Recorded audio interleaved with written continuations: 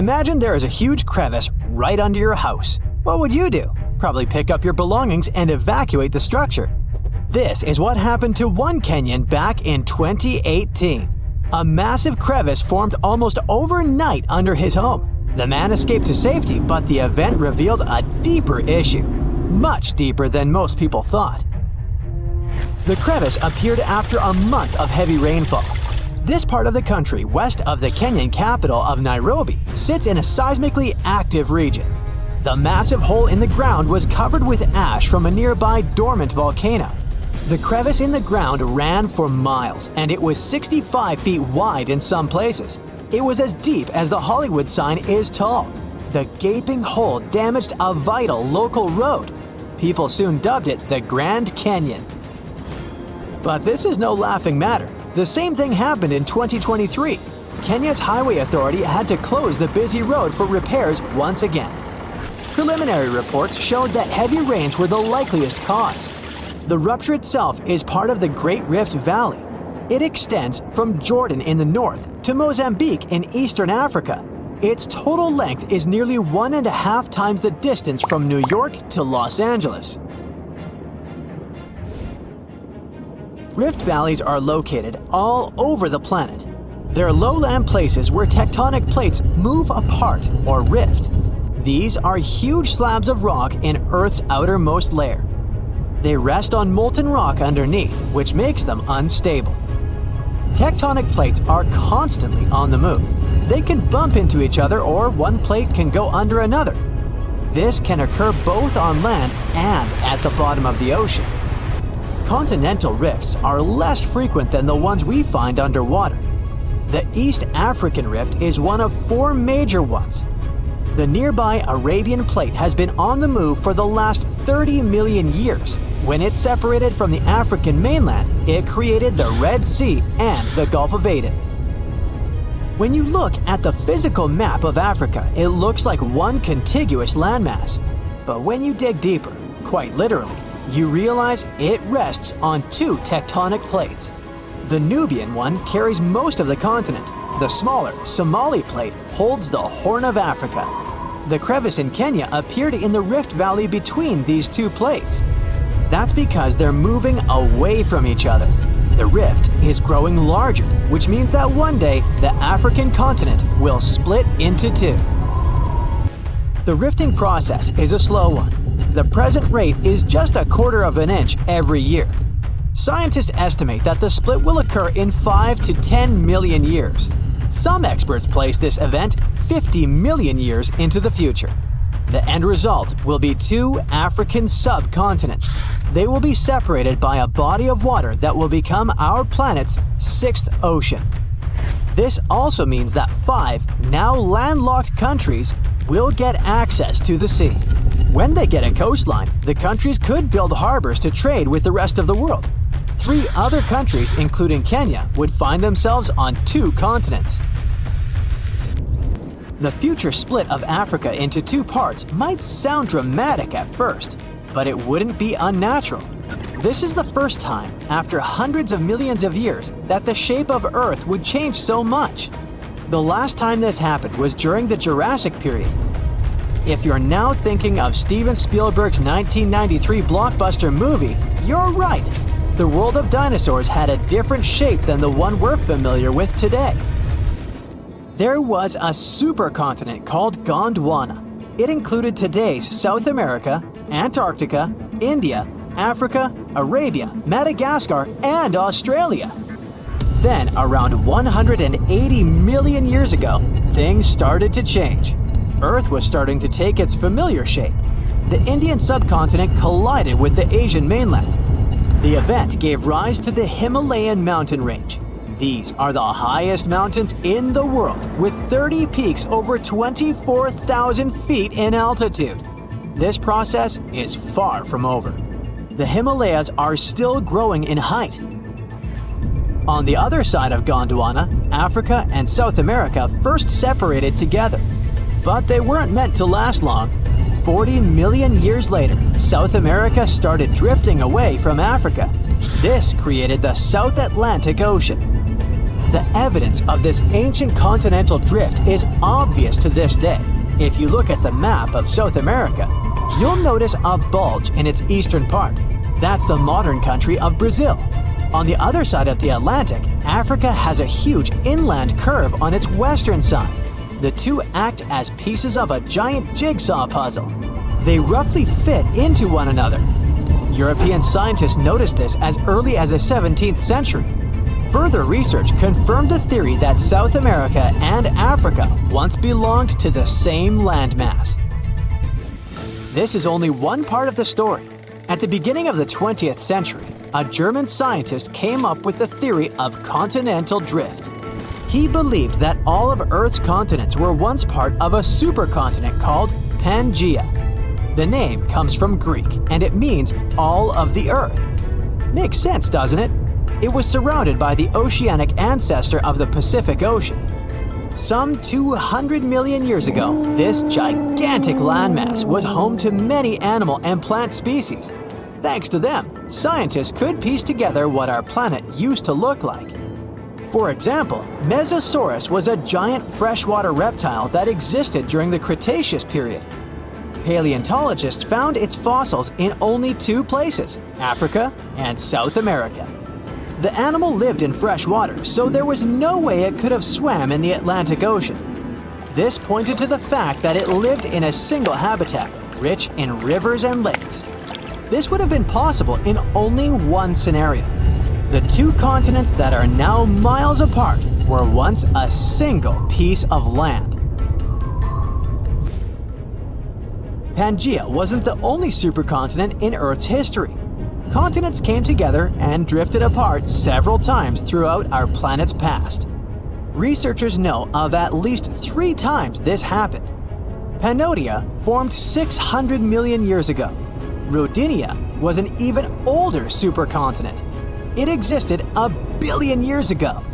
The driving force behind all these changes was tectonic activity.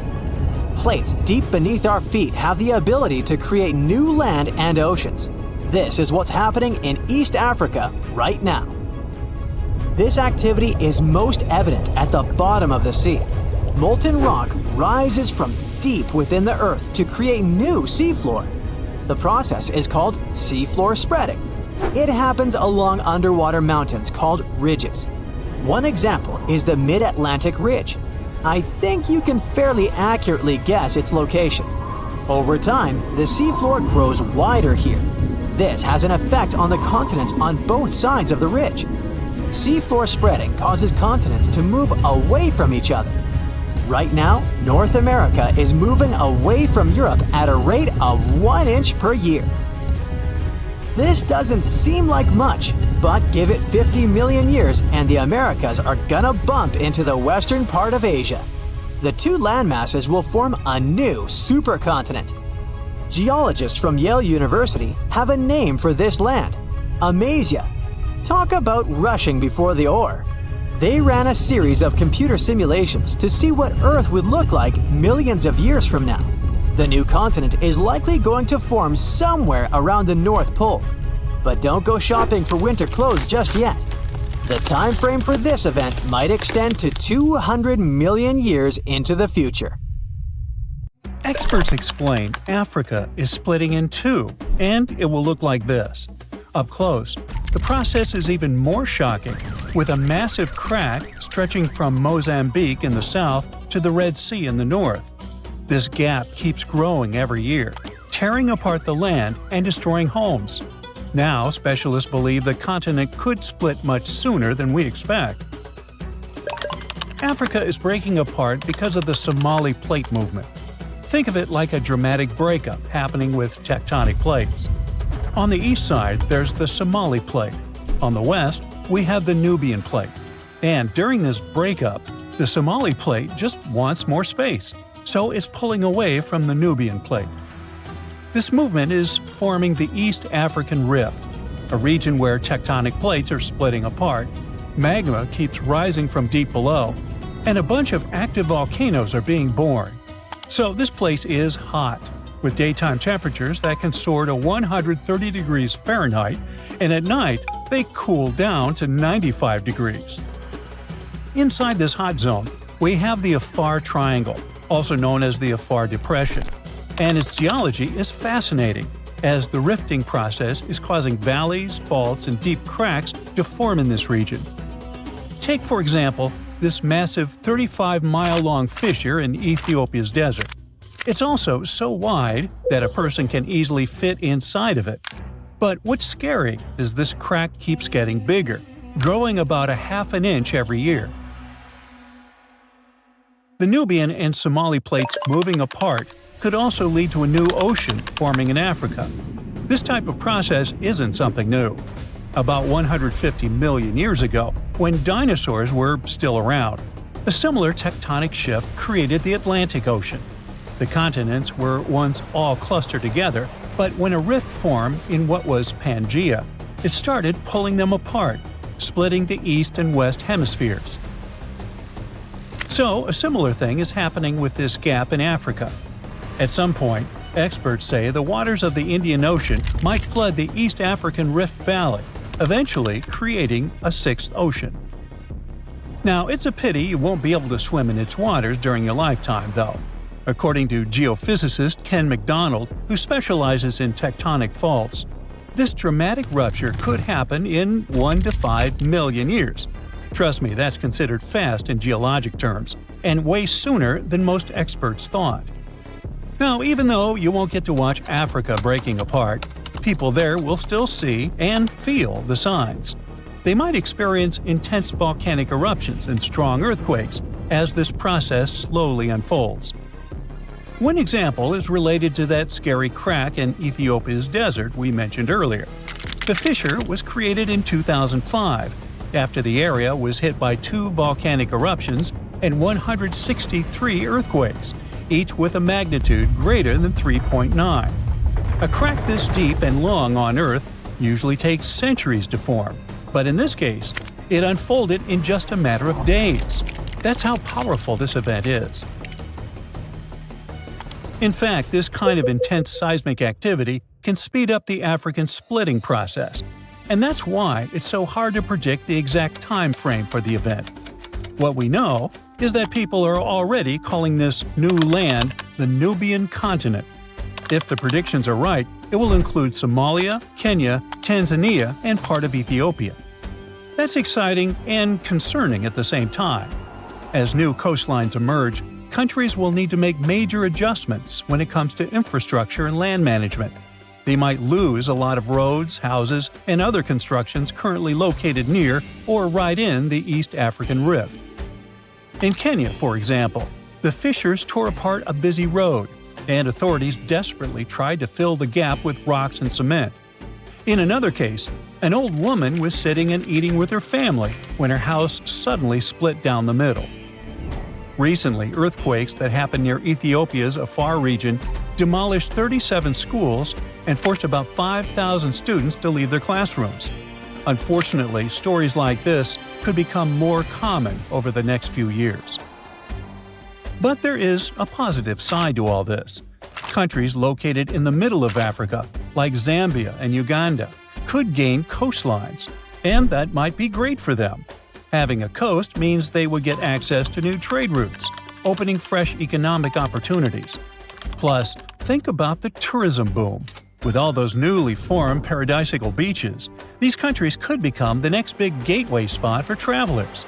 The local ecosystem in this newly created ocean will change as well, and new marine species may emerge.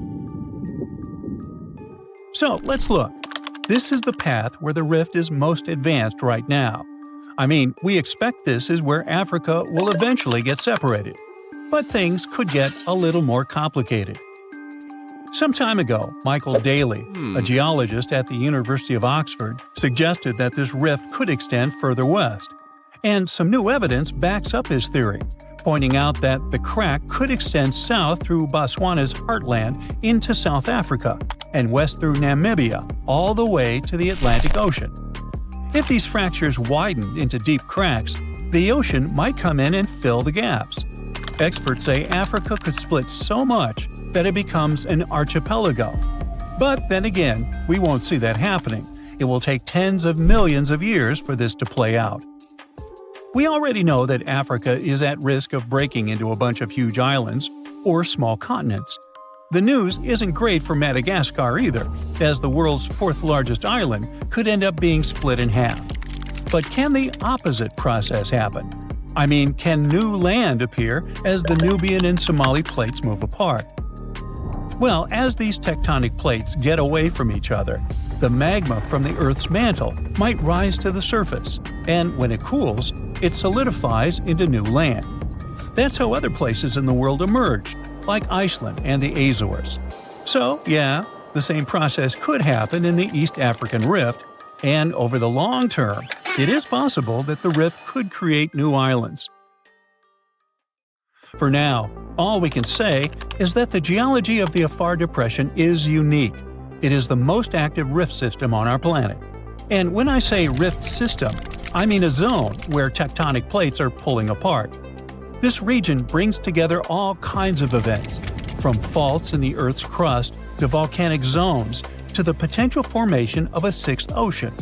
For experts, it's like studying the evolution of rifts up close. And since it is such an active volcanic area, it also has enormous potential for tapping into geothermal energy, that is, using heat from inside the Earth to generate electricity. 2 geothermal power plants are already producing energy in Ethiopia, one in the Ethiopian Rift Valley and the other in the Afar. Now, geologists are exploring new potential spots. When we look at that deep crack in the ground, we know it's caused by tectonic plate movement. There's no mystery there. But what we still don't fully understand is why the cracks happen exactly where they do. For example, a crack that opened up in Botswana appeared after a magnitude 6.5 earthquake back in 2017. But the epicenter wasn't in the rift zone, where the plates are moving like we would expect. Instead, it was farther south. Since it's unusual for a rift to happen without volcanic activity, this fact really challenges our traditional ideas of how continents divide. Figuring out why these cracks appear in specific spots is still a missing piece of the puzzle for experts trying to explain how Africa is splitting. Hopefully, we get some answers before the continent turns into a massive archipelago. You plan to spend your summer vacation in Africa. The final destination is the Sahara Desert. It's located in northern Africa, stretching from the Atlantic Ocean to the Red Sea. You're excited to ride camels and learn about the region's rich cultures. You hop on an extensively long flight, and finally, you are here. You find yourself in the world's biggest hot desert. Can you believe it's 3 million square miles? You're ready for your first adventure after drinking liters of ice-cold water. The guide gives you a choice. You can spend 2 weeks visiting a collection of oases, or you can help them solve an ongoing local mystery. Deep into the desert, near this Algerian town, lies a mystery begging to be solved. A collection of huge, spotted circles in the sand. There are dozens of them, stretching for miles in a straight line. The circles were first identified via Google Earth images several years ago. People have debated them for years, but no one seems to know the answer. The strange thing is that they are so many miles away from any towns, roads, or human activity. The quickest way to discover the truth behind the circles is asking questions. You grab your notebook and set out to talk to locals. Everyone is helpful in this scenario: geographers, anthropologists, elders, and historians. The first person you talk to is a map expert. You need to understand if those circles were authentic or a satellite glitch. You end up interviewing the people who take Google Earth satellite pictures. The circles are really there. They appear in multiple pictures from many years. Then, let's understand why they are there in the first place. After 2 days of interviews, you have your first lead. The circles could be the result of oil activity. Experts explained why this would make sense. Algeria is a rich area for natural resources, so this would be a sensible guess. Usually, to find out if there is anything worth extracting, companies would undertake seismic surveys. Seismic surveys are a way of analyzing the Earth's surface by sending shock waves into the ground. Depending on how these waves bounce back, you'll know what is located there. A special vehicle could have marked the soil that way. So, did we unravel the mystery? Not quite so. As you know, the Sahara Desert is one of the driest areas on the planet. The average high temperatures in summer are over 104 degrees Fahrenheit. To survive there, people need to find ways of accessing water. So, these circles could be a kind of ruin or leftovers from ancient water wells. Again, I'd say this is a sensible guess. Ready for some fact-checking? Some anthropologists agree that these circles could be ancient fogueras. Foguera is the name of a 2,500-year-old style of irrigation system, usually found in northern Africa. It is also known as a qanat in other places in northern Africa. Locals would dig a deep well at an elevated point, deep enough to tap into underground water. They would then dig parallel shafts at regular distances. Then, they would dig an underground channel that connected the city to the well. Solely with the help of gravity, water would run from the well to the city. This traditional technology provided water for crops, livestock, and humans. Now, let's say these wells made human-made oases possible. Even the closest municipality name was an indication that this could be true. The name Fogueret Esaoia is actually named after Fogueras, these ancient wells. Now, this lead was proving to be very accurate. You decide to travel over there to see for yourself. You take a local bus, sit back, and enjoy the ride. The landscape in northern Algeria is filled with ancient-looking towns. You even see ruins of wells along the way, on the outskirts of smaller cities. Opening Google's satellite images, you can see the qanat's markings on the ground, a series of holes running down several miles. But as soon as you arrive, you find out you were wrong. Dale Lightfoot, one of the world's leading experts on qanats, said that the circles were definitely not qanats. Even the satellite images confirm this difference. Uh-oh, we were so close. Apparently, qanats or fogueras would not run down a straight line. They wouldn't be shaped like circles. Another clue that this wasn't the case was that there were no towns at the end. The circles were really far away from any human activity, and qanats were explicitly built to provide water for human settlements. Well, it sure was a good try. You almost gave up on this mystery when you decided to take one more field trip. It was days of preparation, pick up cars, food, equipment, all so that the mystery of the Sahara Circles could be unraveled. On the first day, you drove over 99 miles into the desert. You were always curious to see what this part of the world looked like. Over there, you see nothing but mustard yellow dunes. The night sky is pretty decent though. You can see the entire Milky Way with your own eyes. You set up camp and sleep under a canopy of stars. The next day, tension grows. There's no cell reception. Oh dear. But thankfully, you added the coordinates of the circles to your Google map. And surprise, the offline mode works out there. You follow the coordinates, but it leads you astray. You start to get nervous, thinking this was all in vain. But you and the team get into the car and drive a few more miles past the coordinates on your phone. After a very bumpy ride, you can't believe your eyes. There it is, an enormous crater dug on the sand, surrounded by 12 smaller holes. From up high, it looks like a clock, without the pointers, of course. On the ground, they're very faint, so faint you almost miss them. Searching the area, you notice all the holes had something similar, metal wires, thin wires that you can pull from the ground. They're buried deep, so you start digging. An object starts to reveal itself. Uh-oh, it looks like old dynamite. This certainly surprises you. Better stop digging to avoid any accidents. At the end of the survey, you feel satisfied, but still curious. What could all this dynamite mean? And who put it there? What comes next is the turning point of your adventure. Walking back to the car, you see something shining on the ground. You approach the item with curiosity. It's round and rusty and looks like a sardine can? What's that doing here? Could this give you more clues about the circle's mystery? Just in case, you pick it up and put it in the car. Back in the city, the puzzle pieces start to reveal the story behind the Sahara Circles.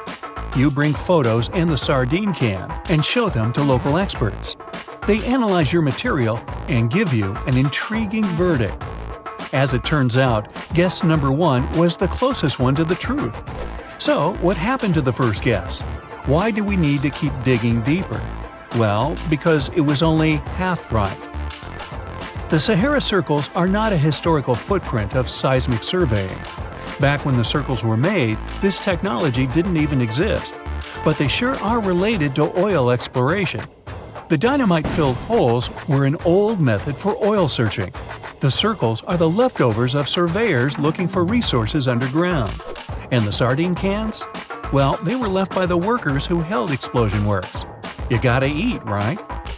According to the model of the can, this happened more or less around the 1950s and 1960s. So these circles aren't even that ancient. More like modern ones, if you ask me. Well. Hope you are glad you tagged along and helped unravel this mystery. See you in the next mystery-solving adventure. Mirror check. You've got your beige parka on, your chisel is packed, and your overnight plane ride to Saudi Arabia is booked. You know what this means, right? Unfortunately, you weren't cast in the remake of Dune. It just means that you're ready to go explore the world's largest desert areas in the hopes of uncovering prehistoric secrets about our ancestors. Let's get one thing straight.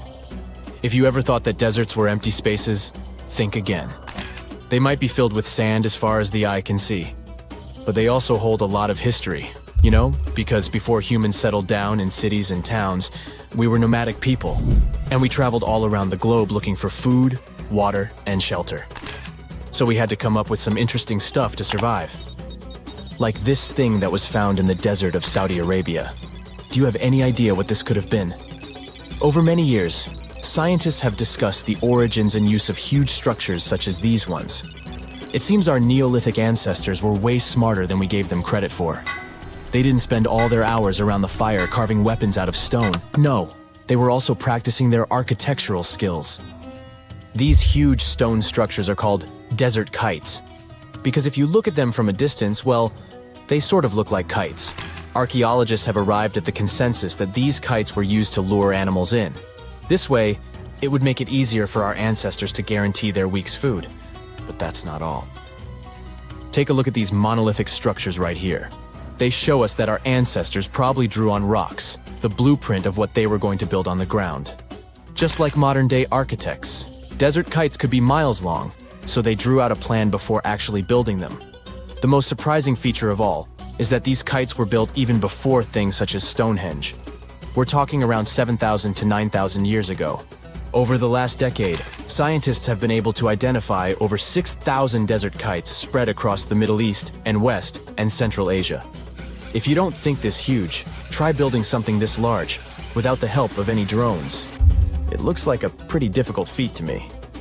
And apparently, Saudi Arabia's desert is filled with more amazing things. Scientists have found mysterious stone structures that are older than the pyramids of Giza in Egypt. So of course, you can't wait to go check that out. Can we all agree that carrying around heavy rocks to build a pyramid without the help of modern technology sounds absurd? I mean, how on earth did they do it? Now imagine turning back the clock about 2,000 years into the past and finding humans that built similar gigantic structures in isolated areas. Take a look at these so-called Mustatils. They are rectangular structures built from piled-up stones, found over 77,000 square miles. Some archaeologists believe that these monuments were used for ritualistic purposes, maybe processions of some kind, where people would walk from one end of the plateau to the other. I'd be down for that. Now let's move on to another deserted area. We're entering the world-famous Sahara Desert landscape. Isn't it beautiful? Here, you're about to unravel an ancient mystery, something that took years for researchers to solve. Fun fact, the Sahara Desert is the world's largest hot desert. It spans over 3 million square miles, which would be like putting 1,000 times the country of Hawaii next to each other. We say it's the largest hot desert because the world's largest desert area is Antarctica. But we all know temperatures over there are freezing, not the typical image of when we think of a desert. Deep into the desert, near the Algerian town of Fougeret et Zoua, something strange was found. For decades, these tiny dots appeared on images of Google Earth, but nobody could explain what they were. Some scientists were sure that these circles are the result of oil activity in the region. Others guessed that these were ancient fogeras or ancient water wells. There are dozens of them, stretching for miles and miles in a straight line. The strange thing is that they are always far away from any town, road, or human activity in general. So what was or is their purpose? If you had to take a guess, what would you say? Remember we talked about how our ancestors had to be creative in order to survive in the desert? Let's try to walk in their shoes for a minute. Imagine you're a nomadic hunter-gatherer living in a desert area. You spend your days basking in the hot sun, trying to count all the grains of sand around you. But you also need to eat and drink water. But how on earth do you get water in a desert? Sure, you can hope to keep running into oasis every week or so, but that seems a bit risky, doesn't it? That's why North African people invented the so-called fogaras. The fogaras are a 2,500-year-old irrigation system. Locals would dig deep wells in elevated areas, wells deep enough to tap into underground water. Then, they would dig parallel shafts at regular distances. This way, the water would flow from the main well down into all the shafts and irrigate entire areas. Travelers could stop by the shafts and quench their thirst. They could also raise livestock and tend to crops. Pretty clever, huh? As much as these holes did look like fogaras, a little bit of research would show you that they're not. You see, these shafts were built in a line, and not in a circular shape like the ones we're looking at now. So maybe it has something to do with the second option? Maybe these desert holes were related to oil activity in the region? Let's have a look at the holes up close and personal. From Google Earth, they don't seem that big, but in real life, they are huge craters. The tip to uncovering what they are is hidden beneath the sand. If you were one of the researchers originally uncovering the truth behind this mystery, you would have found something unique hidden in the sand. Old dynamites and vintage sardine cans. Putting the pieces of the puzzle together, scientists found that these sardine cans were a model from the 1950s and 1960s. It seems that entire teams from that decade would camp out while they surveyed the area for oil. And what about the dynamites? These were used for seismic surveying. This is an old technique, used to identify if there is oil and gas beneath the Earth's surface. Still in North Africa, you find out about another desert mystery worth exploring. Near the city of Tiaret, southwest of Algeria's capital, one runs into 13 peculiar monuments. These structures are also called Jedars, and yes, I am aware of how much that may sound like a Star Wars reference. They are pyramid-like in their shapes, and as far as scientists know, they were used as final resting places for the people who lived in the region. Can you guess who these were? Most likely the Berber nomads. And since we're talking about ancient stuff, they were probably built between the 4th and 7th centuries CE. Once scientists began to explore the insides of these monuments, they found they were pretty big inside. They found large underground vaults, chambers, and labyrinth-like corridors that gave way to over 20 compartments. It could take you up to 2 hours to walk around in them, and apparently our ancestors also used its walls to depict images of animals and hunting scenes. There's no definite proof of what these Jedars were used for, though. This is so neat, huh? I'm sure that our world's desert is filled with many more mysterious things for us to unravel. I guess I'll see you next time so that we can continue our... Endless hot deserts seem lifeless at first glance. But among these sands, you can meet dangerous and sometimes creepy creatures. Some of them can only cause health problems, but some can stay in your memory forever. Let's get to know them, starting with dangerous ones and finishing with real nightmares. So, you're walking through a desert and see a big teddy bear with open hands. You understand that it's probably a mirage, but still, you come closer. You were right. It's not a plush toy, but a giant cactus. There's something strange about it. Thanks to some strange fluff, the branches resemble the arms of a teddy bear. However, this is not fluff, but thousands of thin needles, and they are the reason you shouldn't come closer. The cactus is called the jumping cholla, or teddy bear cholla. It grows in the desert areas of Arizona and in the northern part of Mexico.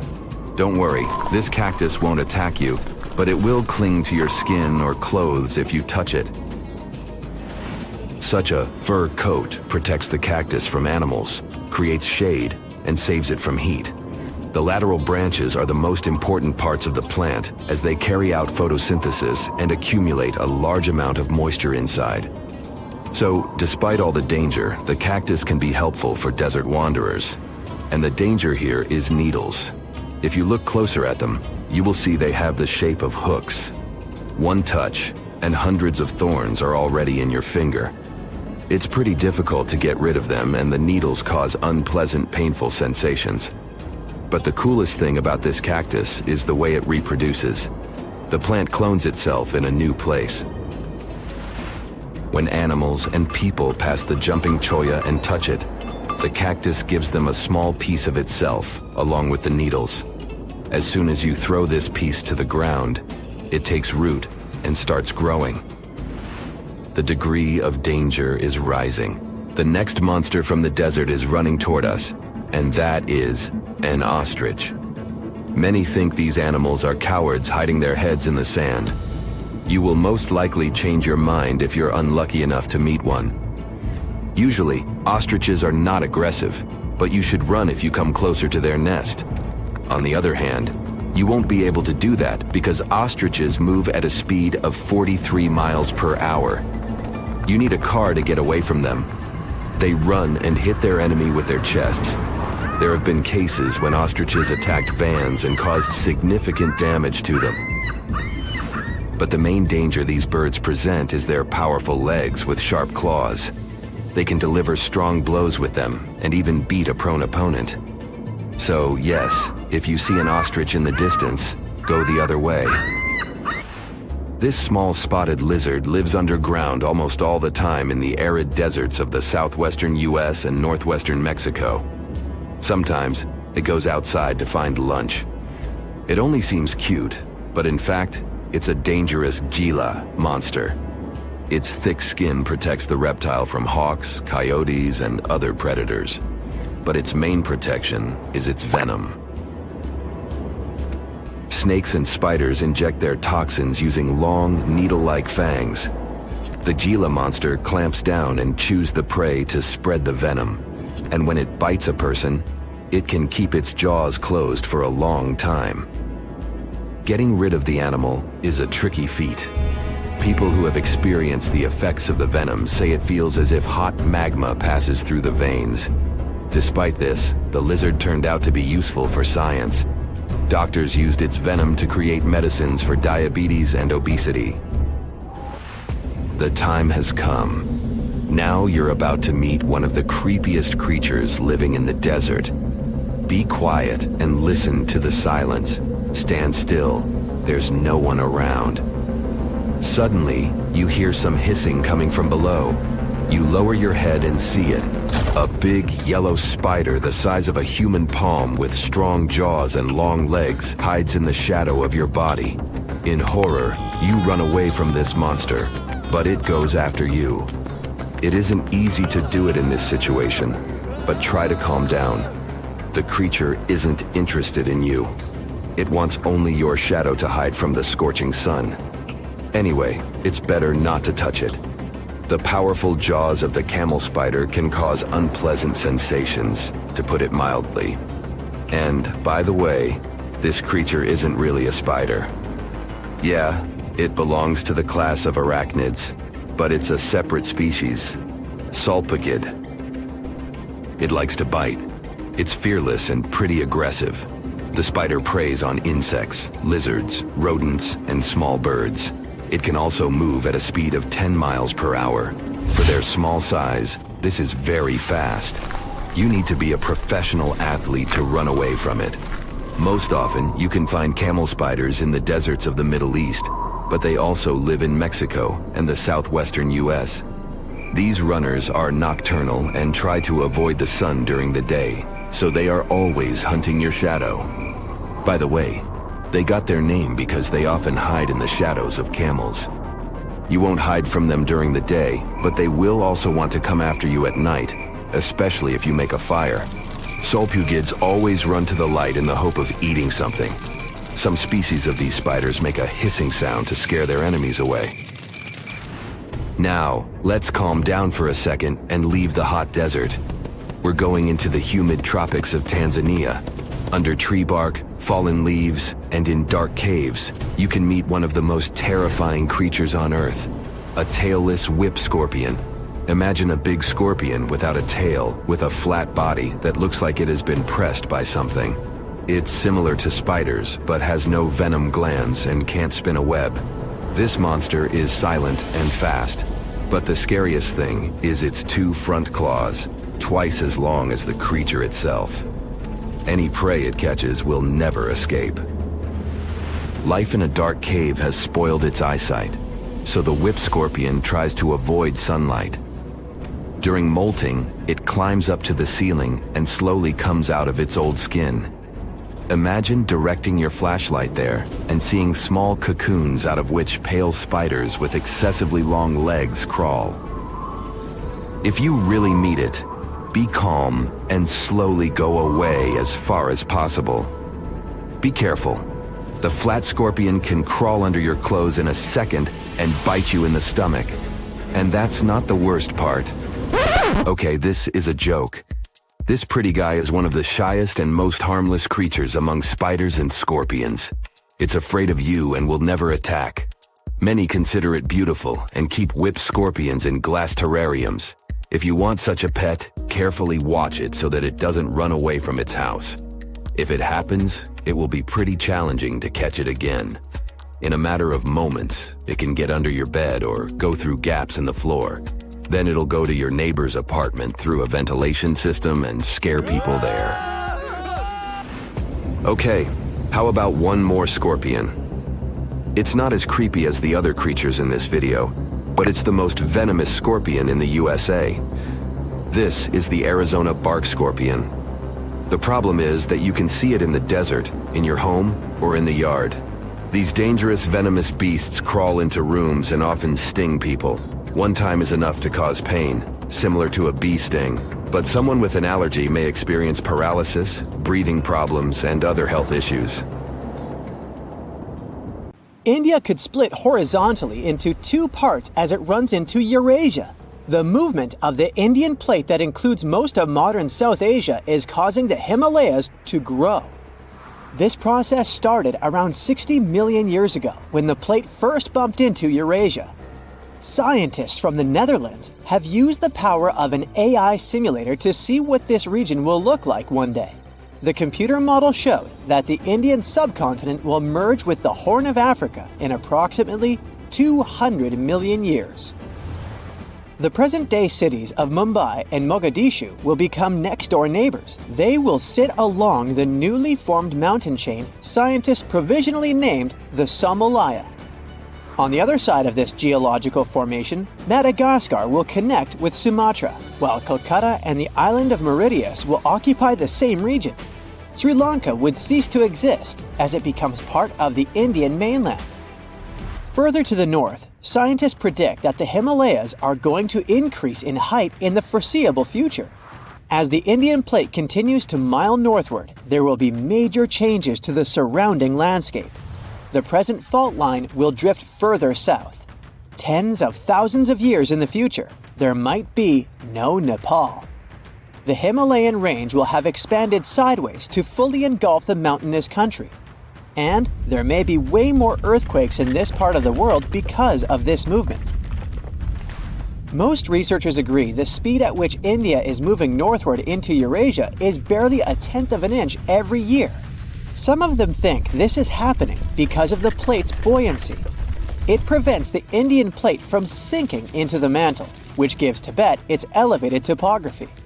Other scholars believe that the structure is buckling under the pressure. The process resembles what happens to a sheet of paper when you push it horizontally against a wall. As you apply more pressure to its edge, the sheet starts to rise in the middle. In the real world, this bulge would be the Tibetan Plateau.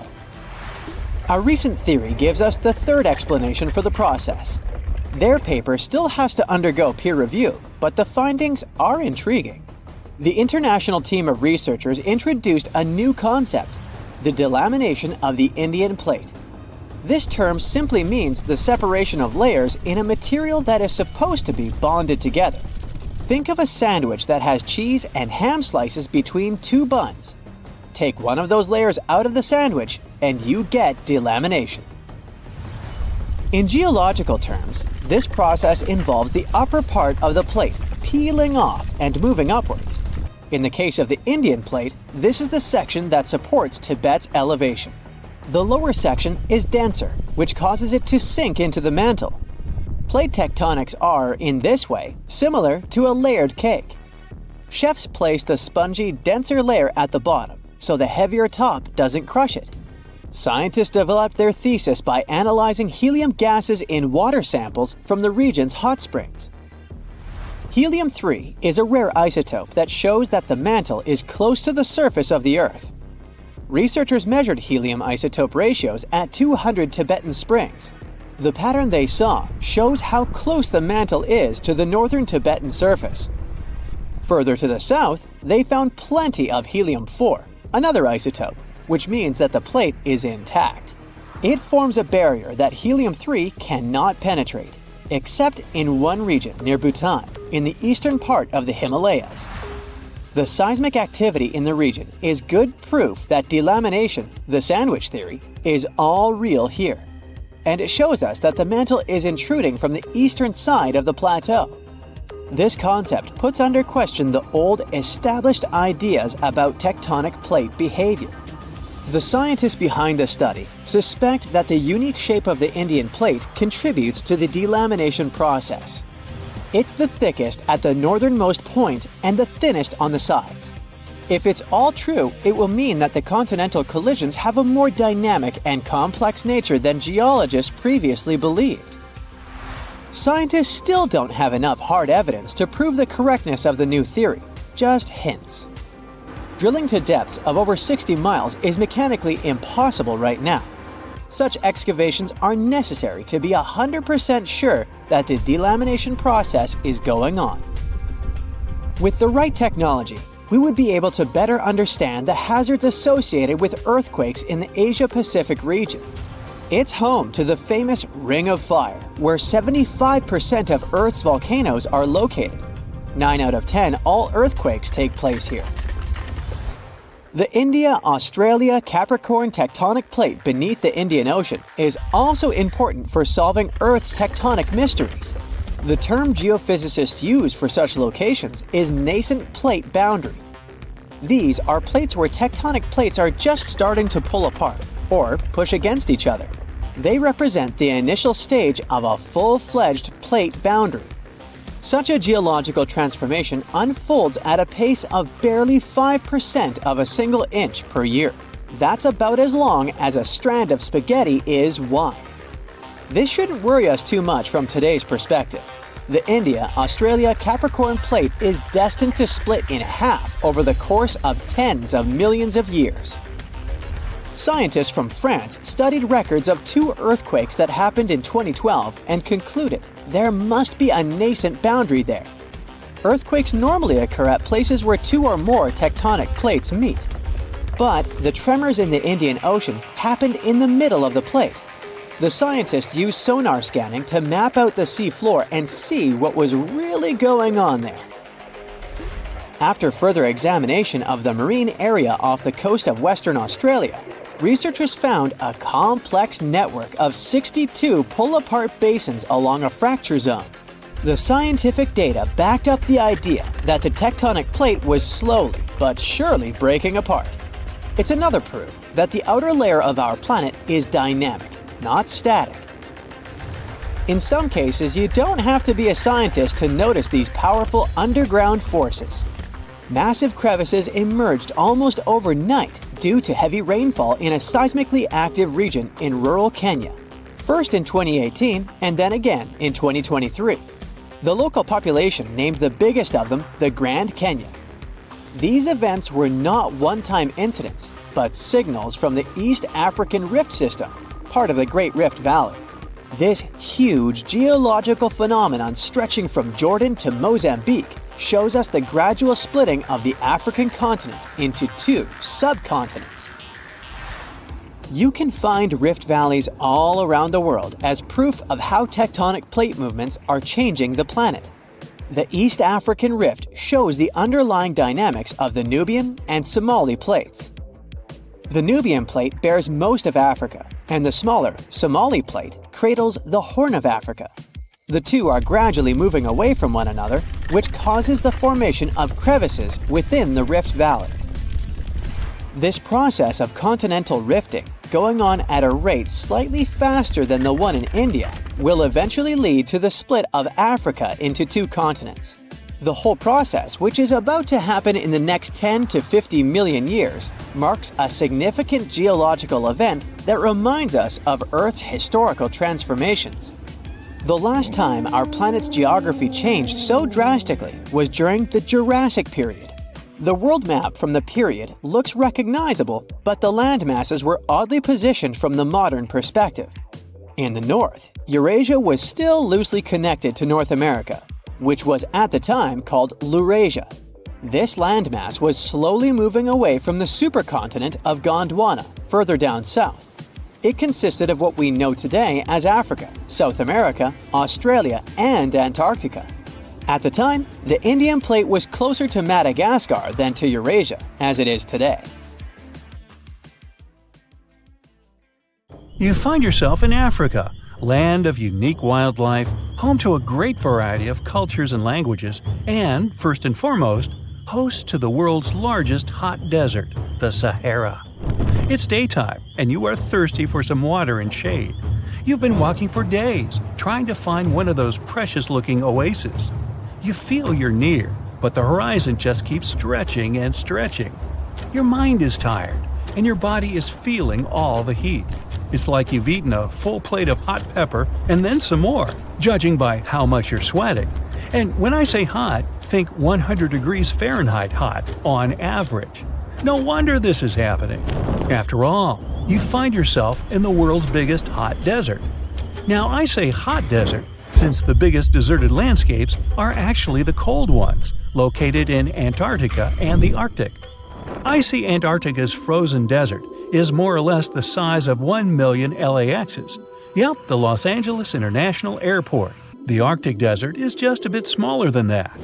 Now, in case you don't know, the Sahara Desert is located in northern Africa, stretching from the Atlantic Ocean all the way over to the Red Sea. It occupies an area large enough to place approximately 100,000 Disney World theme parks side by side. According to scientists, its boundaries are expanding. Deserts usually form in the subtropics because of what's called Hadley circulation. The air rises at the equator and descends into the subtropics. This circulation of air has a drying effect, which helps the formation of desert landscapes. Since the 1920s, the Sahara is considered to have expanded by over 10%. How is this happening? Well, let's start from the beginning. You probably know the Sahara Desert as one of the most inhospitable places on Earth today. Just FYI, for a place to be considered a desert, it has to receive less than 4 inches of rain per year. Due to the very small precipitation index, deserts are usually dry and arid places. There is little humidity in the air, and daytime temperatures can go as high as 130 degrees Fahrenheit. Usually, there isn't that much animal and plant life because of the lack of water. But in the Sahara's case, it wasn't always like that. It may be difficult to imagine northern Africa without the tons of sand it has today. But about 20,000 years ago, the Sahara was actually one big oasis. Recent discoveries show clear evidence of what the scientists now call the Green Sahara. In the mid-1800s, a German explorer crossing the Sahara encountered some paintings and engravings that nomad artists had left behind. What he saw in those paintings looked nothing like his actual surroundings. Instead of an arid landscape with only camels and desert vegetation, the rock paintings depicted jungle animals like giraffes and hippos. There were even images of livestock and grazing animals such as cattle and sheep, something that seems impossible for modern-day Sahara. Artists usually draw what they see around them, so this finding really intrigued the German explorer. The drawings were so detailed that the artists must have had close contact with those animals. You can find this rock art spread out in the northern part of the African continent, from western Sahara to Saudi Arabia. Geologists soon took a keen interest in this and found the first clues to what this could mean. They have been able to confirm that, in fact, northern Africa was once much wetter. They found evidence from nearby deep-sea sediment off the coast of Mauritania. Sampled cores of underwater sand and mud, known as Saharan dust flux, showed geologists that, indeed, a green Sahara was possible. The more dust is blowing off of the desert and into the bottom of the ocean, the drier the climate in the region. The sediment cores show that there was much less dust, only half as much, coming off northern Africa during the humid period.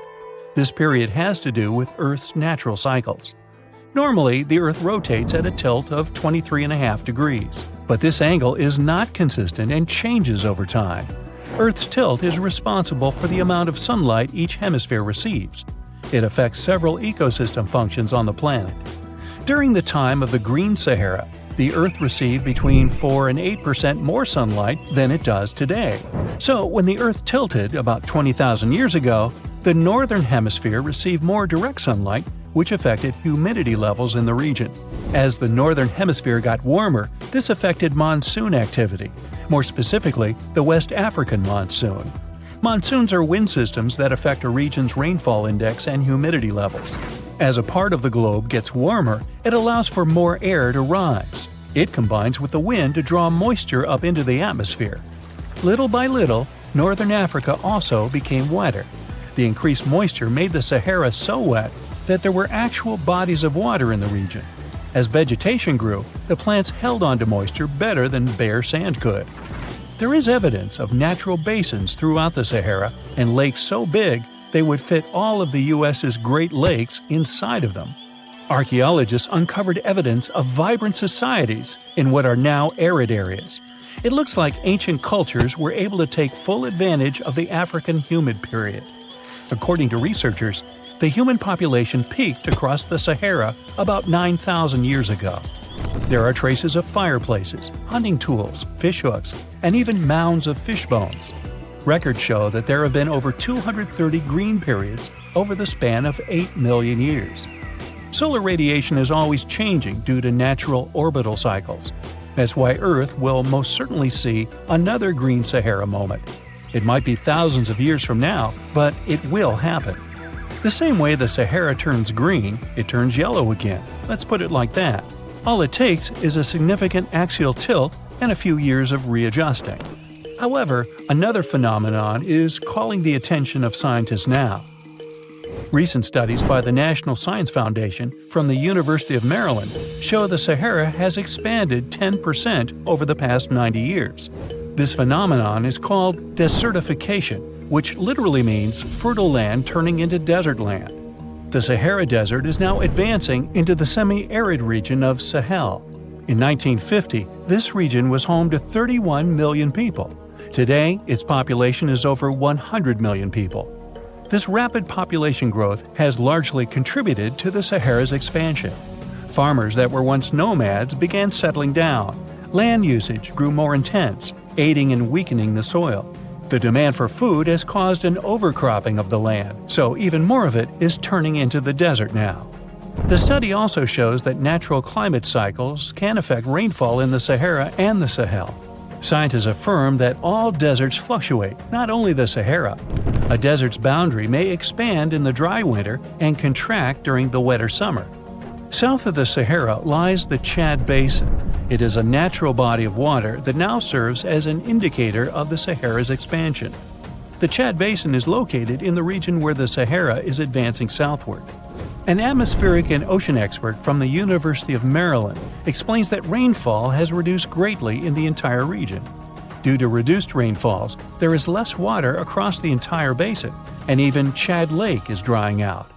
Just like the Sahara, the Atacama Desert in Chile, deemed the world's driest, is also expanding. It is located north of the city of Santiago, and its southern border is expanding toward the Chilean capital. Because the climate is getting drier and drier here, the city of Santiago risks turning into an arid or semi-arid region itself. The once fertile valleys of local rivers that lived on agriculture and livestock for many generations are losing their revenues as Chilean land is turning into a desert. Since 2010, Santiago has received only a third of its annual rainfall. Outside of the city, farmers are digging holes in search of blue gold, or simply put, water. The situation here is very similar to that of Sahel. So tell me this, were you as surprised as I was to find out what has been happening in the Sahara region? Feel free to share in the comments below. Phew! This summer has been turning up the heat like never before. We feel like roasted marshmallows on a sizzling grill. Yes, the world is getting hotter, but some regions have always fought with high temperatures. It turns out people had some inventions to keep themselves cool in ancient times too. Some of them are still functioning, even 3,000 years later. Let's take a look at how people saved themselves from heat throughout history. So, put an ice cube into your cold drink and get ready to hear how people survived the heat. Speaking of ice cubes, do you know that the Persians made an ice storage system? In the deserts of ancient Persia, people had an out-of-the-box idea about how to prevent their food from turning into a melted mess. These ingenious Persians stumbled upon a physics trick that allowed them to create ice in the middle of the desert. They called these cool structures yakhchals, which basically means ice pits. These ice pits were not your ordinary coolers. They were like secret underground fridges. They looked like dome-shaped mud brick structures on the outside, but inside, it was a whole different world. These ice pits had an evaporation cooler system that worked like magic. At night, when the desert cooled down, Persians made use of the radiative cooling effect. They set up cleverly designed trenches to hold thin layers of water. The water froze, defying the desert heat. Then there were underground square storage areas. The Persians collected the melting ice water from these cooled trenches, and during the night, they froze it again, making the most of the desert's natural chill. To add to the cooling effect, they built a wall to shade the storage areas from the hot midday sun. And that's not all. They had this fantastic wind-catching contraption called a badger that caught the breeze and directed it right into the ice pits. Fresh air plus ice. Cool breeze. A winning combo. They even had intricate water channels called qanats to bring water to the ice pits and homes all the way from the nearby mountains. As time passed, these yakhchals faded into history and modern technology took over.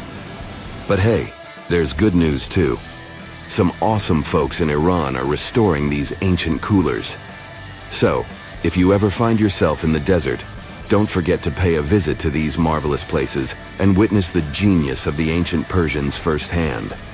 Now, I want to focus more on the wind catchers because they don't just help make ice cubes. They actually function as a cooling system as well. Back in the day, those clever architectural wonders were all the rage in places like Persia, modern-day Iran, Egypt, and the Middle East. Imagine tower-like structures with openings at various levels strategically placed to harness the power of nature's breeze. These openings were like magical portals for the wind. They captured those refreshing gusts and guided them right into people's living spaces. Basically, they were natural air conditioners. The breeze would gracefully flow downward, cooling the ground as it danced through the building. The secret sauce lies in the details. The tower's height, the number of sides, the openings, and the positioning of the interior blades. Everything plays its role in how efficiently the wind towers work out. Thanks to these wind catchers, ancient societies could enjoy comfy indoor temperatures without sweating. Can you imagine living in those times? Feeling the gentle breeze whisking through your home, keeping you feeling fresh and chilled out? The Persians are often credited for inventing these awesome wind catchers. But hey, don't forget about Egypt. There, you can find traces of similar structures dating all the way back to 1300 BCE. Yes, the invention of wind catchers may have occurred in ancient Egypt, but Yazid in Iran is the city with the largest number of wind catchers. People wouldn't have been able to live there without these ancient ACs because there was almost no rain in the area throughout the year. Now, let's look at these perforated double-skinned exteriors. Imagine dressing up a building with a fancy perforated screen. It's like giving its exterior a stylish makeover while keeping things chill inside. This genius technique, firstly, scatters the natural daylight, so no harsh sunbeams to blind you. The screen also offers shade like a pro, giving the building's interior a much-needed break from the blazing sun. Think of it as a natural sun hat for your home. Placing this screen about 4 feet away from the outer walls creates a breezy, dreamy hallway for fresh air circulation. And hey, they add a touch of elegance to the building too. These structures are sometimes called jali. Jaipur, India, for example, has an average daytime temperature of about 100 degrees Fahrenheit. So these structures are lifesavers. Jalis come in various forms, crafted from cement, earth, and wood. It's a cultural symbol deeply embedded in Indian architecture. You can find its captivating presence in iconic historical buildings like the majestic Taj Mahal and the Grand Red Fort in Delhi. But hey, it's not just a thing of the past. It's still rocking modern architecture scenes, and its charm has sparked creativity in artists and designers worldwide. It adorns the building's exterior, its cross-section showing a larger opening on the outside and a smaller one on the inside. This is where the Venturi effect steps in to show off its physics prowess. As the air flows through the narrowing passage, it picks up speed, creating a difference in pressure between the inside and outside of the building. Air blowing at a higher speed gets compressed, and when released, it cools down. Mashrabia is a wooden lattice or screen used in the Middle East and North Africa. These decorative wonders are like window blinds, but they do more than just look pretty. They're smart too. They give privacy, shading you from the sun, and let fresh air and light in. Some people also add clay pots filled with water, sand, or damp straw to their designs. As hot air breezes through the holes, it also passes through the pot's porous surface. The moisture inside evaporates, cooling the air. This is a perfect low-cost technique for hot and dry climates. It's eco-friendly, and there's no need for electricity. Now, let's fast forward to today. Designers are getting creative, mixing traditional wisdom with modern tech. At the Al Bahar Towers in Abu Dhabi, they've got it too. Picture over 2,000 hexagonal panels that dance with the sun's movement, providing shade to the building's interior. Water evaporation was another secret weapon for ancient people. Simple, yet super effective. Plus, ancient Egyptians hung wet mats and curtains in doorways. When the air passed through them, it cooled down, providing a relief from the scorching sun. Ancient architects were the masters of maximizing airflow. They knew how to cross-ventilate and let hot air escape while inviting cooler air to the party. Speaking of ancient Rome, bathhouses were the place to be back then. It was like a community hub. People gathered to chat about politics, play sports, and, of course, take a relaxing dip. The frigidarium was the cool spot in Roman baths. After a steamy soak in the caldarium, Romans dashed to this giant pool to chill out. Then in some places, like Cappadocia in Turkey, people went underground to hide from the heat. They carved cozy dwellings in volcanic rock, harnessing the Earth's natural cooling powers. So the lesson here is simple. Architects and designers can create wonders by combining local traditions with smart tech. California's Death Valley boasts the highest officially registered temperature to date, with 134 degrees Fahrenheit in 1913. Meanwhile, Africa's sweltering record stands at 131 degrees Fahrenheit in Kebili, Tunisia, as noted in 1931. In Europe, the highest temperature ever documented reached almost 120 degrees Fahrenheit in Sicily in August 2021. Then, in 2022, the UK had the hottest summer of all time. We've all heard of the Sahara. Sure you have. It's the largest hot desert on the planet. A sea of sand covering an area larger than the contiguous United States. But have you ever wondered what lies beneath the sand dunes? To answer this question, we must travel deep into the past of our blue planet. Up until some 6,000 years ago, the Sahara was grassland. Humans were around at this time, not me, spreading agriculture around the planet. In the north of Africa, the color green dominated. Plenty of rainfall meant that there were lakes, rivers, pastures, and even forests. A completely different image of the Sahara from the barren landscape of today. But then the climate started to shift. The region became parched, and the vegetation started disappearing. The wind did the rest. It took away the fine sediment after there were no plant roots to hold the ground together. Give it a couple thousands of years, and you get a familiar image of the Sahara. Sand and rocks stretching as far as the eye can see.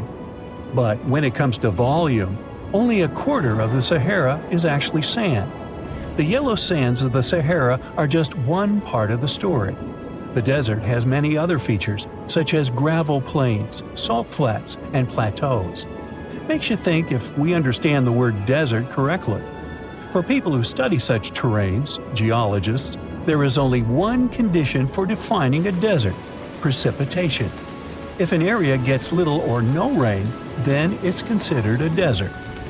The Sahara certainly fits the bill. Its average annual rainfall is just 3 inches. Compare that to the nearly 45 inches a year in New York. When we look at precipitation, this sandy desert is only the third largest in the world. Number 1 and 2 are Antarctica and the Arctic. They are larger than the Sahara by millions of square miles. It sounds odd, but there is more than one type of desert. The first two are polar deserts, while the Sahara is a subtropical desert. But the difference in air temperature are staggering. In Antarctica's interior, temperatures plummet to minus 76 degrees Fahrenheit. Compare that to the highest temperature on record in the Sahara of 136 degrees Fahrenheit. But this desert has a cool side. At night, the temperature is roughly the same as the average yearly temperature in Denmark. This hot and cold roller coaster makes it hard to choose the right outfit when venturing into the Sahara. And what about the sand? How deep is it actually? The depth varies between 70 and 140 feet. That's not too deep. If you put the Statue of Liberty in a tall dune, half of it would still stick out of the sand. Its vast amounts in the Sahara were created by aeolian processes. That's Greek for wind. Over time, it blows and shapes the surface of the earth. In dry areas with sparse vegetation, winds erode the ground much faster. That's what happened in North Africa. Under all that sand is the bedrock and cracked clay. If you started digging, you would find the same everywhere on the planet, with one important difference. There is some type of soil covering the bedrock. This is not the case in the Sahara. Because of the arid climate and a lack of vegetation, sand covers the ground below. Over the course of thousands of years, a lot of interesting finds ended up in the desert sand. For example, there are petrified tree trunks. These are essentially preserved prehistoric trees. They date back to the time when the region was lush green. In some places, the trees of this fossilized forest are at least 65 feet tall. The wood is so well preserved that you can still see the texture and knots. There are even fossilized pine cones. In 1992, scientists found glass fragments in eastern Sahara. These canary yellow glass shards were scattered across hundreds of miles. They didn't belong to an ancient civilization, although ancient Egyptians used them to make jewelry. In fact, the breastplate of King Tut had a beautiful scarab beetle centerpiece made from this desert glass. For a long time, scientists were puzzled about the true origins of these fragments. They finally concluded that the glass was around 29 million years old. It is an impact tape. If that sounds like it has something to do with the word impact, you are correct. These rocks are formed when a meteorite hits the surface of the Earth. This generates a lot of heat. Scientists estimate that the temperature needed to melt this mineral was close to 3,000 degrees Fahrenheit. Apart from the regular fine-grained sand, we also have melted sand in the Sahara. But the desert conceals other unlikely artifacts. Shark teeth are a common find in Morocco, which sits in the western part of the Sahara. What are the fossilized teeth of these marine predators doing in the middle of the desert? This part of the world looked entirely different millions of years ago. There was a sea cutting right through what is now a desert. The Trans-Saharan Seaway ran the length of present-day Algeria and Mali. It was around 165 feet deep. That was enough for all sorts of aquatic animals to inhabit it. Large catfish, sea snakes, and of course sharks lived in the area. British archaeologists even unearthed a turtle shell in Mali in the 1980s. For centuries, there was even an entire city hidden under the desert. Timgad was a Roman outpost constructed by the Emperor Trajan around the year 100 in the current era. For various reasons, its residents abandoned it around the year 700. The sands of the Sahara soon engulfed the city. It had remained hidden for nearly 1,000 years. Then, in the 1700s, a Scottish explorer started digging out the city. His team first uncovered a sandstone triumphal arch 40 feet high, similar to the ones we can see in Rome and Paris today. An amphitheater soon popped out of the sand, and it was followed by well-preserved statues of Roman emperors. The Scotsman's find was so impressive that no one believed him at first. It took 2 more centuries for archaeologists to fully excavate the city during the 1950s. The site covers a surface as large as 10 polo fields. The ruins reveal the full mastery of Roman city planning. All the streets meet at a right angle in what is known as an orthogonal grid. You can find the same layout in modern cities such as New York. Historians estimate that during its heyday, 10,000 people called Timgad home. Different nationalities lived here, from Romans to people of African descent. Today, more than 2.5 million people live in and around the Sahara. They are spread across 11 countries in total, and their living space is growing. The desert is 10% larger than it was just a century ago. This process doesn't involve sand pouring out of the Sahara. The ecosystems on the edges of the desert simply change over time. The wind blows the soil away and vegetation dwindles, the perfect conditions for the formation of a desert landscape. These changes are happening in the Sahel, a region south of the Sahara Desert. That's why the African countries have recently come together for a project called the Great Green Wall. The primary goal is to stop the desertification of the Sahel and hold back the sands of the Sahara. Their plan is ambitious and involves planting a wall of trees from the west to the east of the African continent. The proposed forest is not only going to be long, but wide as well. The Sahara and the Sahel share a historic bond. Since antiquity, camel caravans have been making the journey from Africa's Mediterranean coast in the north to the savannas in the south. The golden age of this trade kicked off in the 9th century. The perilous journey took several months to complete. The route was 2.5 times longer than the length of the Grand Canyon. Explorers still find evidence of these ancient caravans hidden away under the sands of the Sahara.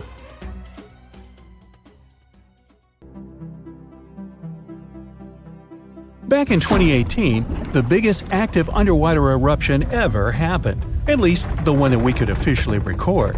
Scientists followed earthquakes that struck the area in the western Indian Ocean off Madagascar. Between 2018 and 2021, over 11,000 earthquakes struck a small island called Mayan between Madagascar and Mozambique.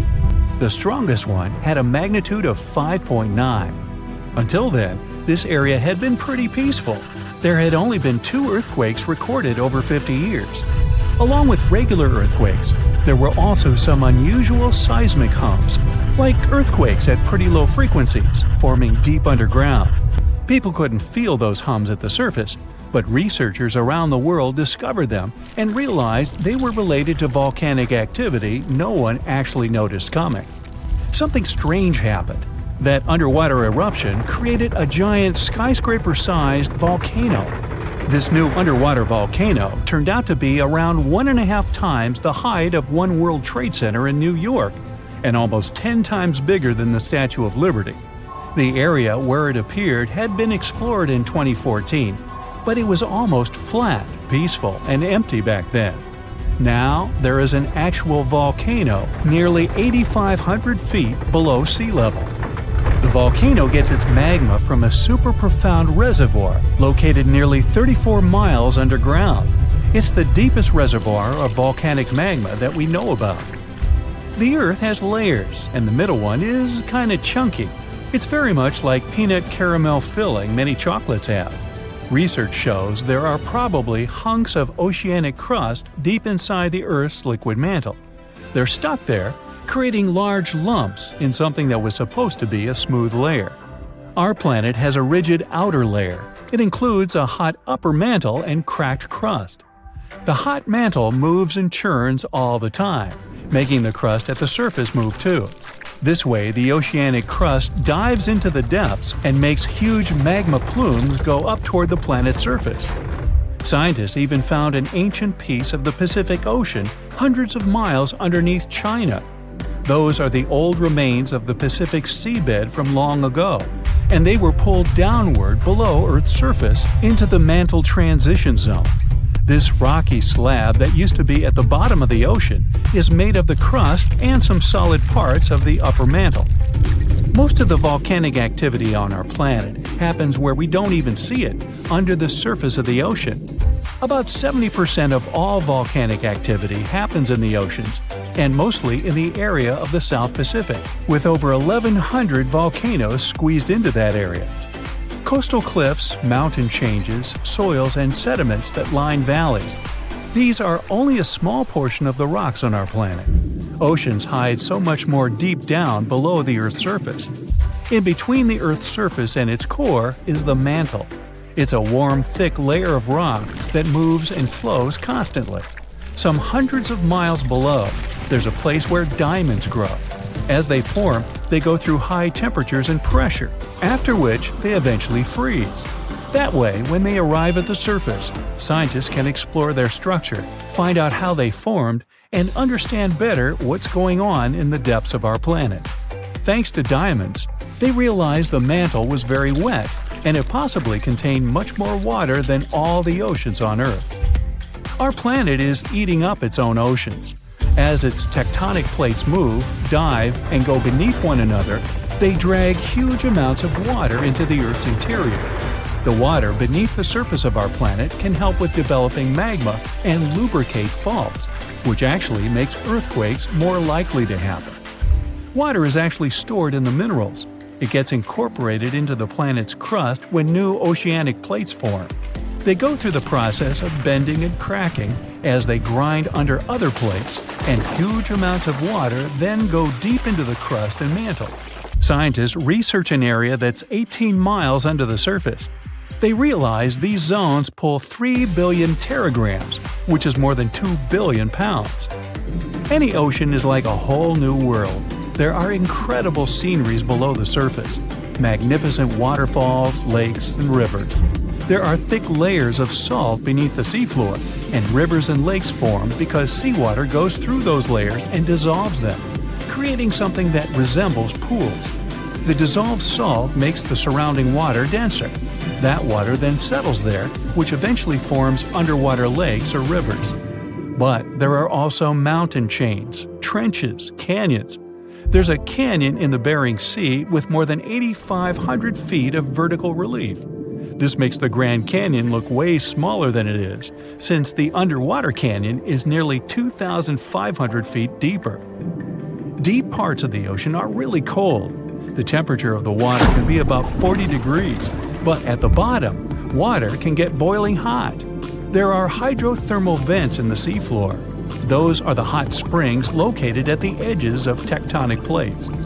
The water they release can reach a temperature of up to 750 degrees Fahrenheit, but the pressure at such depths is very intense. So intense, no human being can handle it. Still, it's the pressure that keeps the water from boiling. Ocean depth is on average 2.3 miles. Light waves can still enter at 3,280 feet, even though it's in a very small amount. So all the mysteries hidden below that point remain in total darkness. The actual illuminated part of the ocean goes until 600 feet. Even though the sun gives us light, Most of our planet is dark all the time. It's all because of the oceans, covering over 70% of our planet.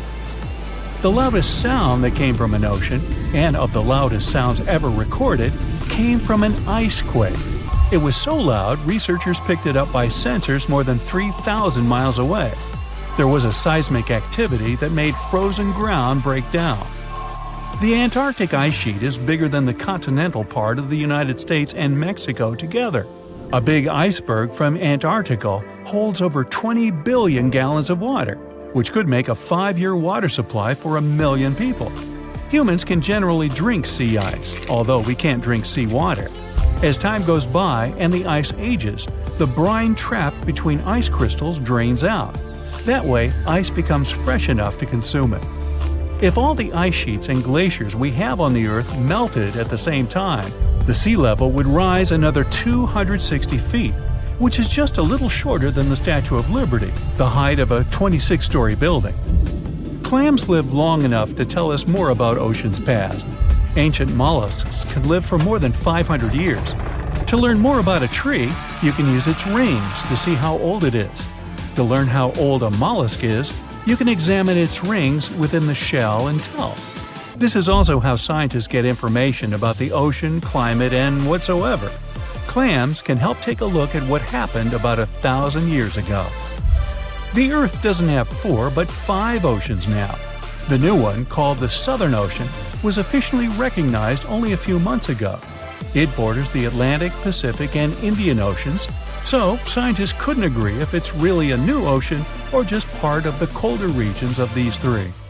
We don't only divide oceans on maps, each has different conditions for unique marine species. For example, the Southern Ocean has leopard seals, orcas, minke whales, emperor penguins, and other animals that live in cold, icy seas. It's also home to krill, small creatures that look like shrimp and are food for many bigger animals that live there. Life on our planet started about 3.5 billion years ago. I wasn't around then. It's still a mystery how and when exactly, but some theories say life could have first emerged in the depths of the ocean.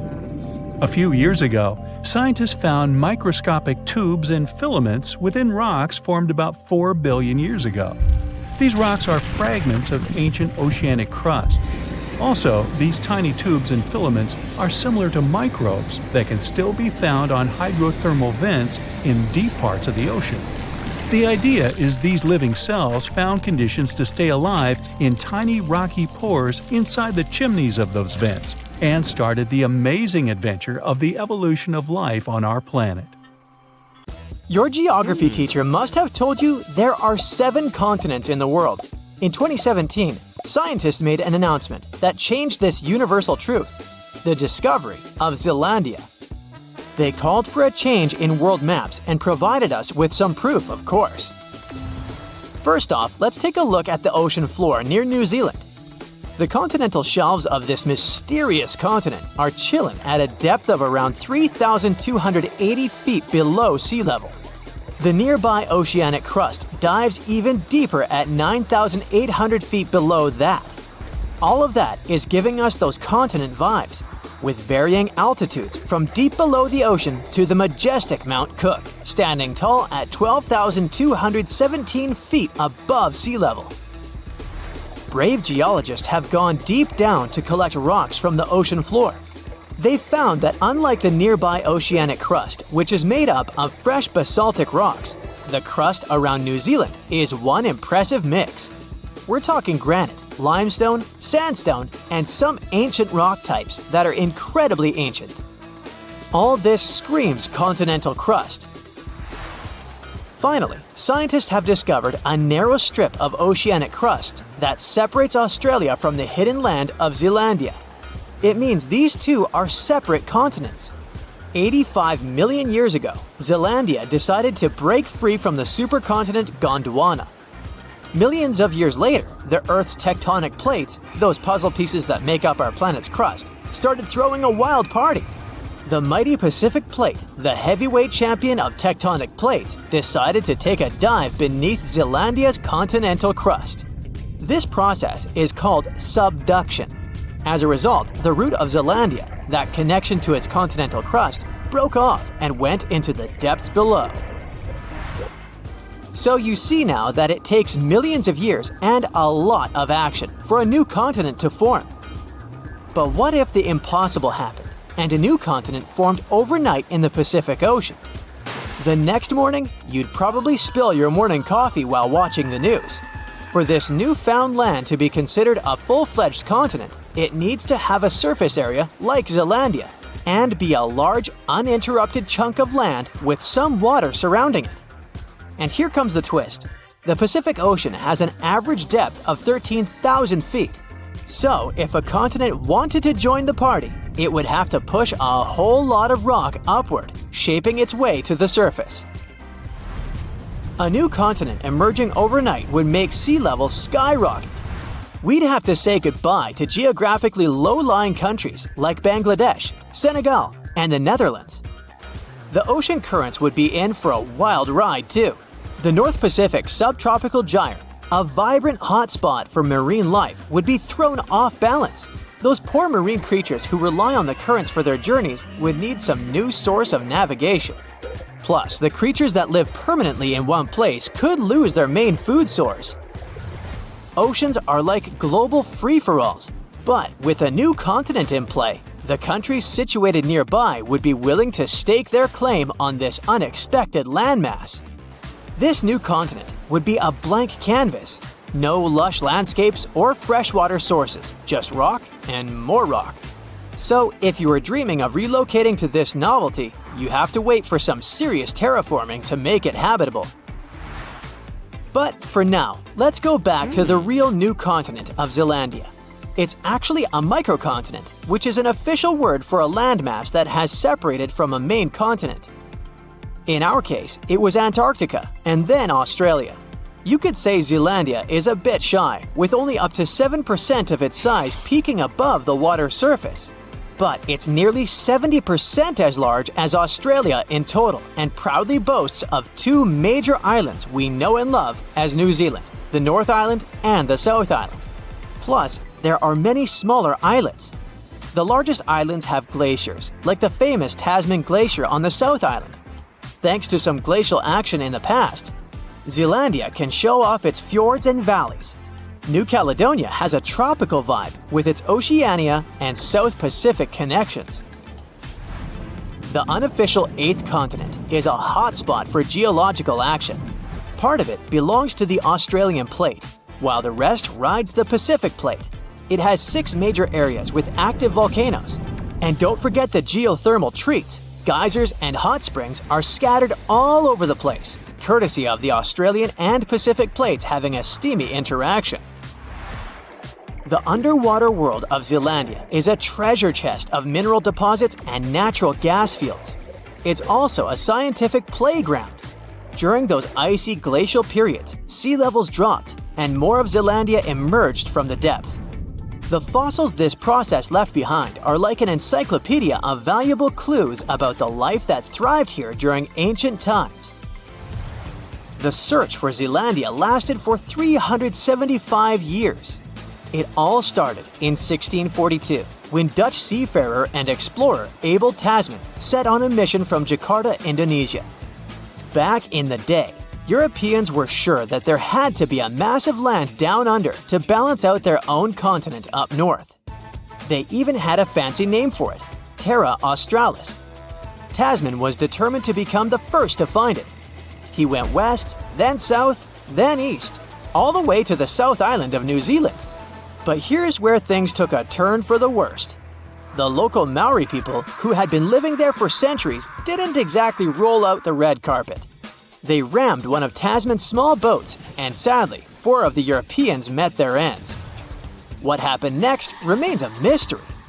But a few weeks later, Tasman sailed back home without ever stepping foot on this mysterious land he believed to be the Great Southern Continent. He never came back. The explorer didn't even realize that he was actually right all along about the existence of a missing continent. And you already know it only became official in 2017. Another lost and found continent isn't hiding in the ocean, but under Europe. It's called the Greater Adria, and it collided with Europe and started to sink under it around 140 million years ago. Today, it lies beneath Italy, Greece, and the Baltics. Its size and even shape match that of Greenland, the world's largest island. Greater Adria is no longer visible, but it left some clues. Parts of it were embedded in the Alps. Other chunks were incorporated into present-day Italy and Croatia on the other side of the Adriatic Sea. Limestone rocks from the former continent started to change once they were under the European landmass. Tremendous heat and pressure spread over tens of millions of years changed their structure. Out goes the limestone, in comes the marble. All the Greek and Roman temples you admired on your summer vacation were constructed using this marble. It was sort of a going-away gift from a long-lost continent. You don't notice this, but our planet never stops moving, and it happens deep beneath our feet. 120 million years ago, Australia and Antarctica were a single piece of land. They went their separate ways, but Antarctica didn't leave empty-handed. Today, there is an oceanic plateau in the Indian Ocean. Long ago, it was connected to another lost continent, the Kerguelen microcontinent. Scientists believe that it made a land bridge between India and Antarctica. To find out what it was like, we can look at a tiny archipelago in the southern Indian Ocean. These islands are all that is left of the ancient landmass. They have a cold climate and feature glaciers because they're so close to Antarctica. But in the past, the climate must have been temperate with plenty of rainfall. The animals and plants would have been similar to those that we find in tropical regions today. The lost continent landscape was probably much like that of New Zealand. Our planet keeps changing, and at some point, all the continents will reconnect with each other, forming one supercontinent again. And maybe then, future humans will wonder, what if our continent broke into pieces tomorrow? For every 1.8 degrees Fahrenheit increase in a country's average temperature, the GDP per capita drops by at least 1.1%. To put it simply, with every step you take from the North Pole to the equator, not only do you get hotter, but you also get poorer. Even though life in freezing cold countries can seem miserable, 74.2% of the world's billionaires are concentrated in the global north. And there are at least 4 theories explaining that. The simplest theory is tied to biology. Cold weather is believed to keep germs away, leading to better health and productivity. Sounds good, but I'll challenge that later. Next, there's the sloth theory from ancient Greece, and it's more about climate in general. Greeks believed their ideal weather made them wealthier, while hotter regions were seen as less creative. The third idea is based on economic and anthropological studies. You see, experts noticed some time ago that colder countries have inclusive institutions that offer equal job and life opportunities and protect markets and private property. Naturally, such conditions promote healthy competition and boost wealth. The last idea is tightly connected to the previous one. Long story short, richer countries tend to distribute money better because they're more inclusive. Poorer nations often have extractive institutions where a powerful elite controls wealth. While all of them seem plausible, the truth is, these ideas are borderline insane. Well, you know the theory claiming that cold climates eliminates germs and the population of colder countries doesn't get so sick? I don't want to be the bearer of bad news, but the cold actually makes germs thrive. In the cold, we tend to stay inside with the whole house shut, so we share germs with each other more easily. Not only that, but during winter, the air is drier, creating the perfect environment for the flu virus to flourish. Humans are also more resistant to viruses and bacteria from their own environment because the constant contact with them makes our immune system stronger. If you look back at your history classes, you might remember that most British people struggled with the weather and bacteria found in America, while Native Americans themselves were mostly fine. And what about the sloth theory? Sorry, I don't mean it to sound offensive, but some specialists, they claim that, people in hotter countries tend to be lazier. But the truth is, the sun doesn't make us work less. Yes, the sun can make you a bit slower because you can dehydrate. But you see, the human body is biologically adapted to the climate of the place they're born in. This means that if you live in Canada, for example, you can endure the cold just fine. But Brazilians will probably handle hot days better than you. But if the sloth theory was true, how would you explain that people in Colombia work about 200 hours a year more than those from the United States? In fact, if you live in Cambodia, Myanmar, or Mexico, you're bound to work more than anyone in the world. Besides, hotter countries have a genius way to fight off laziness. It's called siesta. After lunch, it's normal to feel a bit sleepy, and if you have heavier meals like the Spanish and Italians do, you'll get extra slow. This is why after lunch they usually have a siesta, also known as a quick nap, which improves your memory and thinking skills. It may sound like a siesta makes you work less, but people who nap after lunch simply work at different hours of the day. While you make shorter lunch breaks and go home at 6 p.m., in Spain, the lunch break lasts 2 hours and the workday ends at 8 p.m. They work when it's not so hot outside and even get to take a power nap. The past is also crowded with people who lived rich lives despite the scorching sun. The ancient Egypt civilization may have existed thousands of years ago, but they were one of the richest civilizations ever, even though they lived in a place that was super hot and super dry. We also have the Aztecs, who lived in Mexico back when Mexico didn't exist yet. This region is not so famous for its cold weather, I can tell you that.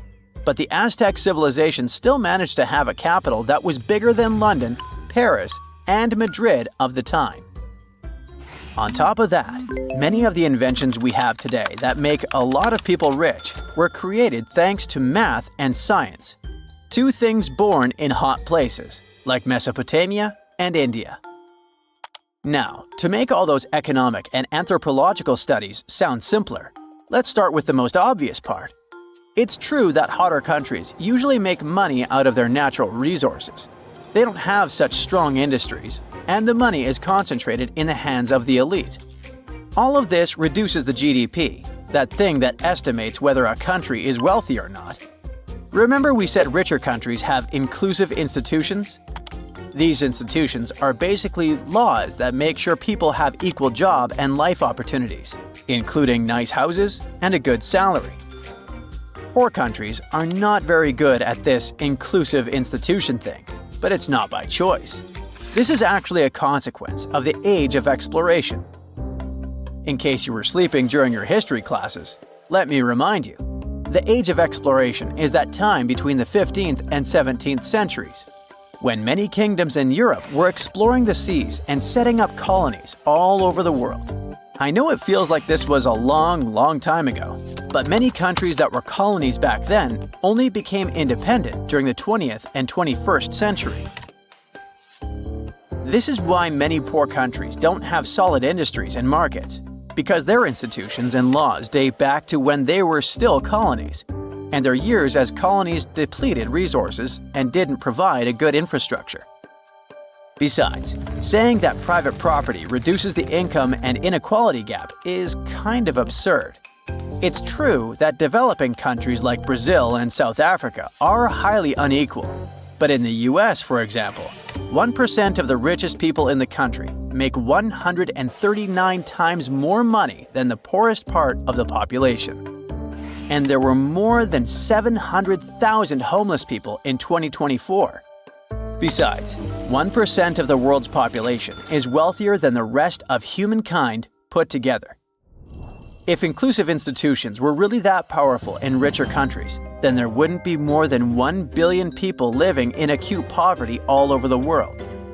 There's no point in saying that private property makes everyone's lives better if people can't even afford to have a house in the first place. And using the GDP to calculate the wealth of a country is not exactly the best way to understand poverty, because the GDP only considers how much money the industry itself makes. It ignores, for example, the question of whether people who work in those industries have good jobs, if they are well paid and have a good life. The GDP also ignores inequality, which means it ignores those inclusive institutions we mentioned before. In the United States, there are about 835 billionaires, but 11% of the American population is still very poor. So, my hot take here is that inclusive institutions are not that inclusive, and that money is not that well distributed in the first place. Different cultures also have different concepts of what it means to be wealthy. In London, for example, being able to afford food, clothes, and shelter does not make you rich. To them, you're simply surviving. If you want to be truly wealthy in London, you might have to hire a housekeeper, buy a horse, and have a personal Pilates instructor. But to the Awa or the Yanomami tribes, money doesn't even exist. They produce only the necessary, and if they have a surplus, they will trade with other tribes. I guess the fact that poor countries are all located closer to the equator line is not just a simple historical coincidence.